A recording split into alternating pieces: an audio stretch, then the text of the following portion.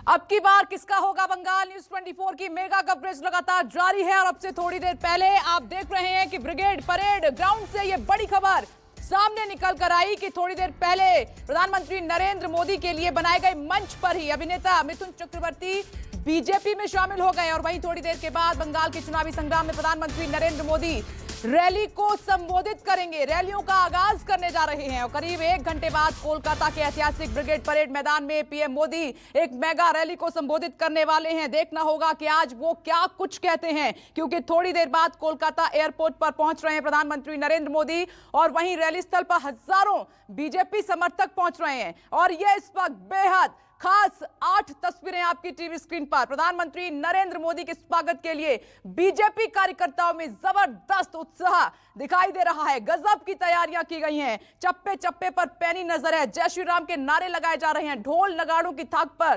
कार्यकर्ता झूम रहे हैं। बीजेपी ने इस बार कहा कि 10 लाख कार्यकर्ताओं के जुटने की उम्मीद है, लेकिन भीड़ बहुत बड़ी है। लेकिन उस बीच जो सबसे पहले बड़ी खबर आई है वो ये है कि जी हां, मिथुन चक्रवर्ती बीजेपी के हो गए हैं और थोड़ी देर बाद मंच पर होंगे प्रधानमंत्री नरेंद्र मोदी। हर एक तस्वीर आपको दिखाएंगे और खास मेहमान हमारे साथ जुड़ गए हैं, चर्चा करेंगे। जी हां, Anila Singh ji BJP spokes person हमारे साथ मौजूद हैं, टीवी स्क्रीन पर आपको नजर आ रही है। मैडम स्वागत है आपका। शुभांकर भट्टाचार्य जी लीडर टीएमसी, सर आपका भी स्वागत है। संदीपा चक्रवर्ती ji Congress spokes person, madam आपका भी बहुत बहुत स्वागत है। और चर्चा की शुरुआत में करना चाहूंगी अनिला सिंह जी आपसे। मिथुन दा बंगाल में बहुत पॉपुलर हैं, लोग उनसे जुड़े हुए हैं, लेकिन आज वो बीजेपी के हो गए हैं। बंगाल में कितना बल बीजेपी को मिलेगा मिथुन चक्रवर्ती के शामिल होने पर? देखिए, इसमें राय नहीं है कि जब भी कोई बड़ा चेहरा, बड़ी हस्ती किसी भी राजनीतिक दल के साथ जुड़ती है तो फायदा तो होता है, क्योंकि उनकी लाखों करोड़ों में उनकी फॉलोइंग होती है, प्रशंसक होते हैं। और जब वो किसी के साथ होते हैं तो वो जो प्रशंसक हैं वो ऑटोमेटिकली जो है उस राजनीतिक दल को भी पसंद करने लगते हैं, क्योंकि उनका जो बड़ा चेहरा है वो उस राजनीतिक दल को पसंद कर रहा है। और हम मिथुन चक्रवर्ती जी का जानते हैं कि किस प्रकार की छाप पश्चिमी बंगाल में है उनके नाम की, और बारंबार इसलिए हमने देखा भी है कि पहले भी राजनीतिक अरीना में उन्होंने बाजी आजमाई है। पर ये होता है ना कि सुबह का भूला शाम को घर आ जाए, तो वो भूला नहीं होता है। चाहे वो वामपंथी हो, चाहे वो टीएमसी हो, सबका साथ उन्होंने देखा। पर अच्छा किसका लगेगा? वो है भारतीय जनता पार्टी। तो उनका स्वागत करते हैं हम। बीजेपी में जिम्मेदारी क्या दी जाएगी, ये अब बड़ा सवाल है अनिला सिंह जी। अनिला सिंह जी तो प्रवक्ता है भारतीय जनता पार्टी के। ये प्रश्न मेरे लिए, मुझे उत्तर देना तो बिल्कुल भी ठीक नहीं रहेगा। ये सब निर्णय जो है वो बिल्कुल जो श्रेष्ठ नेतृत्व है वहां से होता है, और फैसला होने के बाद सबसे पहले तो पत्रकारों को ही पता चलता है। चलिए ठीक है। शुभांकर भट्टाचार्य जी, अनिला सिंह जी कह रही हैं कि लाखों करोड़ों फैंस हैं बंगाल में और जाहिर सी बात है कि वो वोट में कन्वर्ट हो जाएंगे। टीएमसी को कितना परेशान करेगा मिथुन दा का बीजेपी में जाना?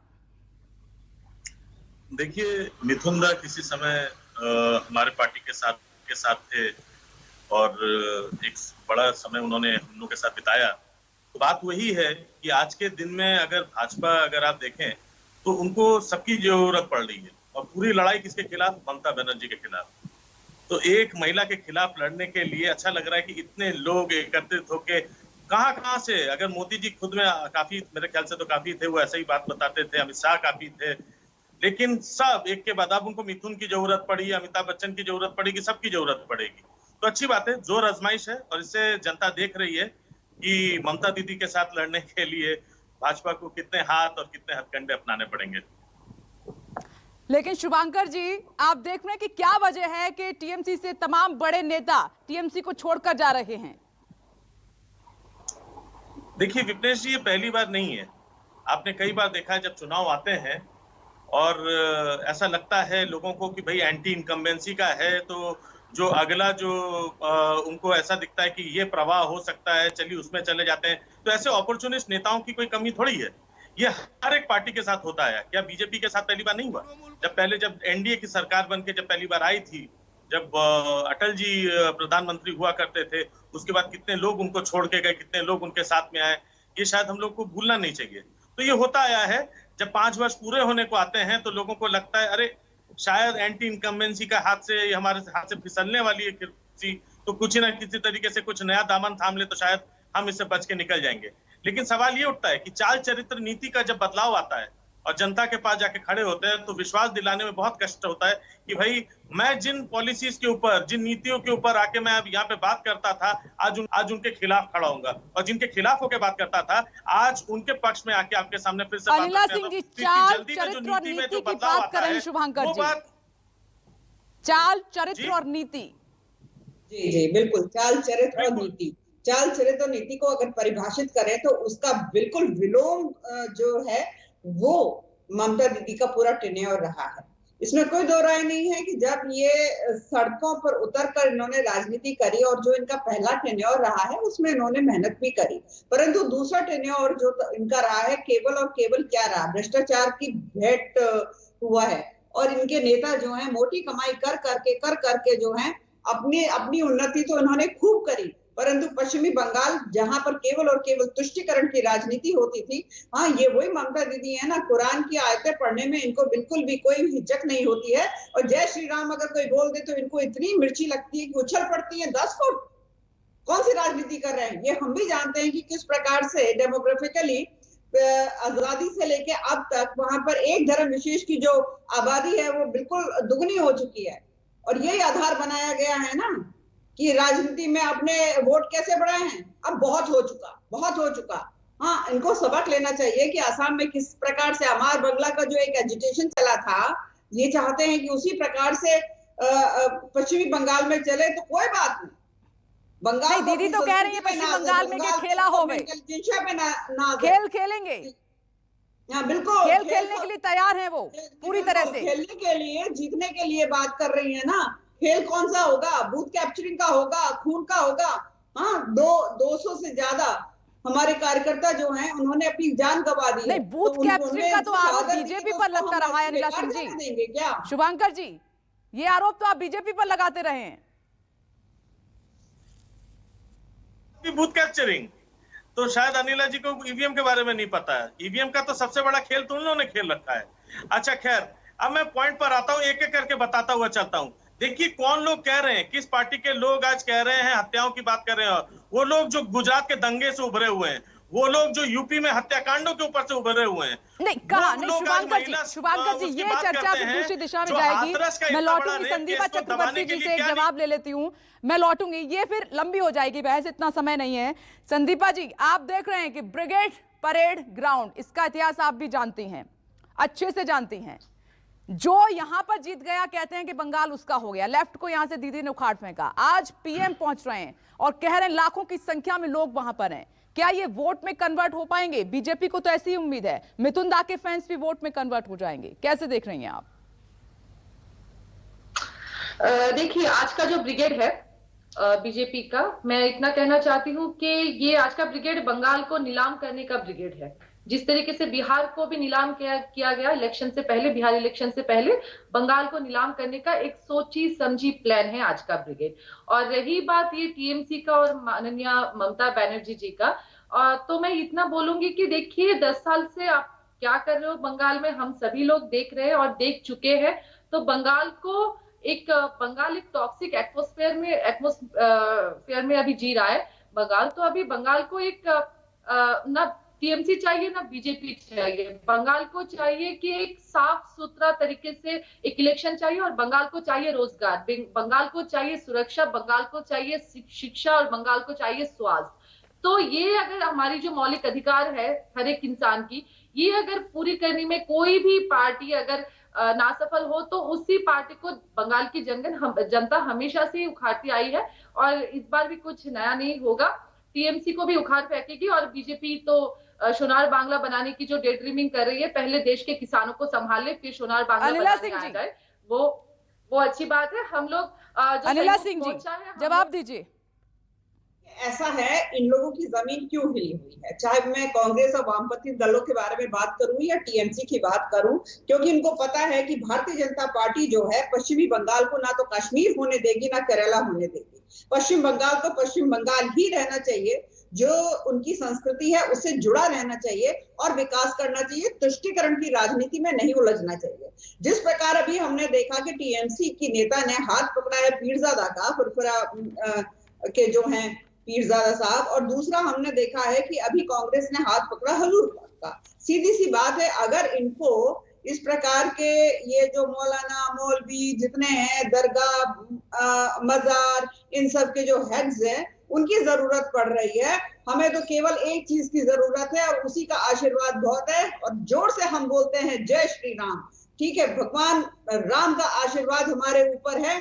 हम बड़ी से बड़ी जितनी भी ये बैटल्स है ना, सबको हम जीतते चले जाएंगे। ये बैटल है, ये चुनाव बैटल है। वॉर जो है ना, वो तो हम लगातार लड़ ही रहे हैं। और ये क्या बोल रही हैं, हाँ, जो ममता दीदी हैं कि घर वाला बाहर वाला करके जो बात कर रही हैं, अरे हमारी तो शुरुआती जो श्यामा प्रसाद मुखर्जी थे वो बंगाल के ही थे, अगर नहीं पता हो इनको।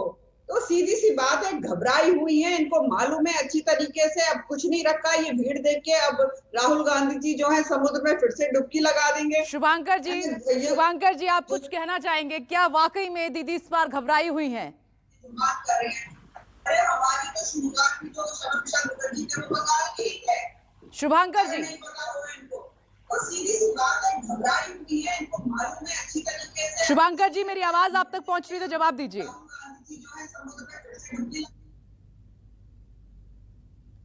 लगता है शुभांकर जी तक मेरी आवाज नहीं पहुंच पा रही, लेकिन संदीपा चक्रवर्ती जी आप दीजिए जवाब। आप अनिला सिंह को सुन रही हैं, वो लगातार हमला कर रही हैं कि ना तो लेफ्ट है दूर तक, ना कांग्रेस नजर आ रही है, और साथ ही वो टीएमसी को भी हराने की बात कर रही है इस बार बीजेपी। जी नहीं, भाजपा जी और भाजपा के जो प्रवक्ता है मैडम, मैं बहुत ज्यादा ही शालीनता के साथ बोलना चाहती हूँ। हेलो, मेरी आवाज आ रही है? जी हाँ, तो मैं बहुत ही ज्यादा शालीनता के साथ बोलना चाहती हूँ कि आप लोग भाड़े पे टीएमसी से लोग लेके जा रहे हो बंगाल के बीजेपी प्लेटफॉर्म में, और वहां पे आप अपना पार्टी का जो भी है झंडा गाड़ रहे हो। तो एक पॉइंट ये है, और दूसरी पॉइंट ये है कि टीएमसी, हम लोग को पता है 20 साल पहले टीएमसी का फाउंडेशन क्या था, किन किन लोगों ने टीएमसी को, राष्ट्रीय कांग्रेस को तोड़ के ठीक है संदीपा जी, एक मिनट मुझे मैदान जाना होगा। इस पर शुभेंदु अधिकारी कुछ कह रहे हैं, सीधे सुनते हैं।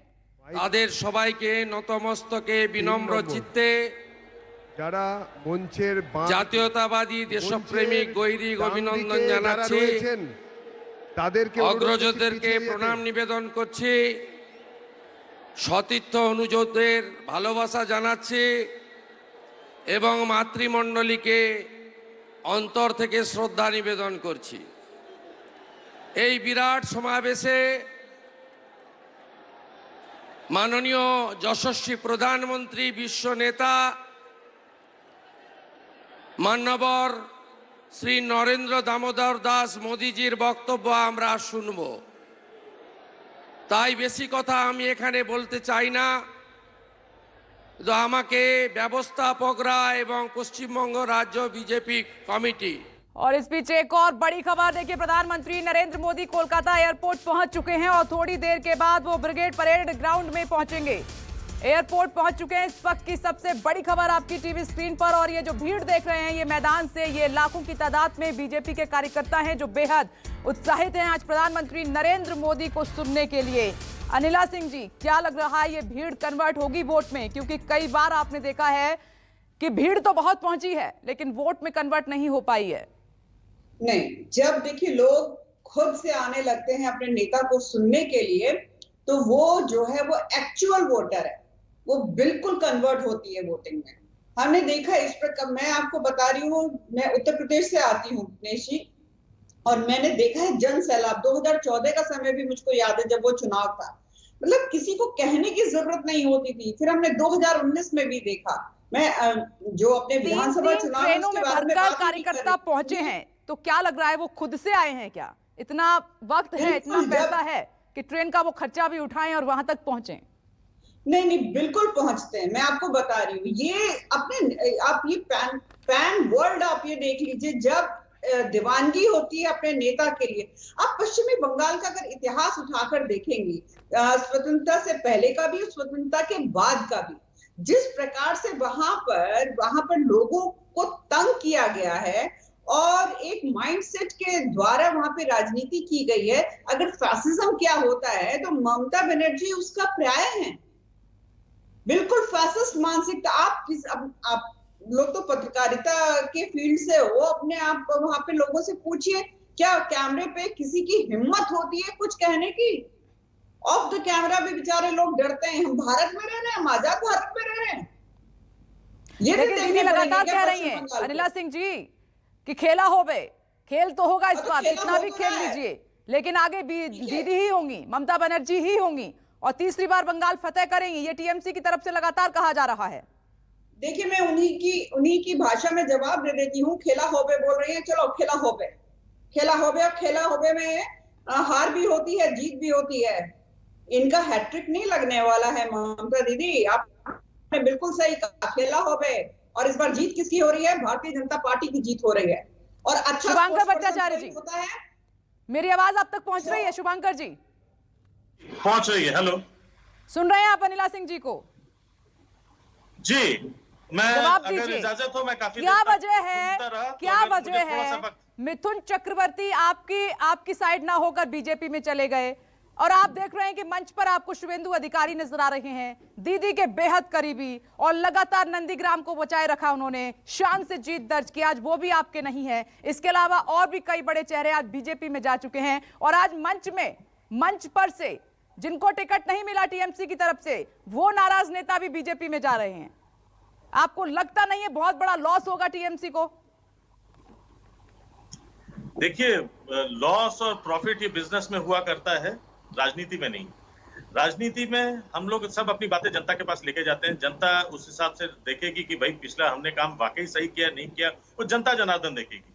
लेकिन कुछ सवालों का जवाब मैं उस तरीके से देता जा रहा हूं जैसे अनिला सिंह जी ने कहा। अनिला सिंह जी अभी कह रही थी फासिज्म की बात, लेकिन फासिज्म का मतलब शायद नहीं पता है। फासिज्म का मतलब है झूठा राष्ट्रवाद जो ये लोग फैलाते आए हैं। फासिज्म का मतलब है झूठा धर्मवाद जिसके ऊपर इन्होंने राजनीति आज तक कर रखी है। फासिज्म का मतलब है ये जो फेक न्यूज जिसको कहते हैं ना, फिगर ऑफ स्पीच को जो इनको दबाने की कोशिश होती है, एक फ्रीडम ऑफ स्पीच को दबाते हैं वो। तो ये जो चीजें हैं ये बीजेपी की हमेशा ये छाप बनी रही। नहीं, ग्राउंड में आज भीड़ नजर आ रही है आपको? जब ये भलाई की बात। नमस्कार, मैं हूं मानक गुप्ता।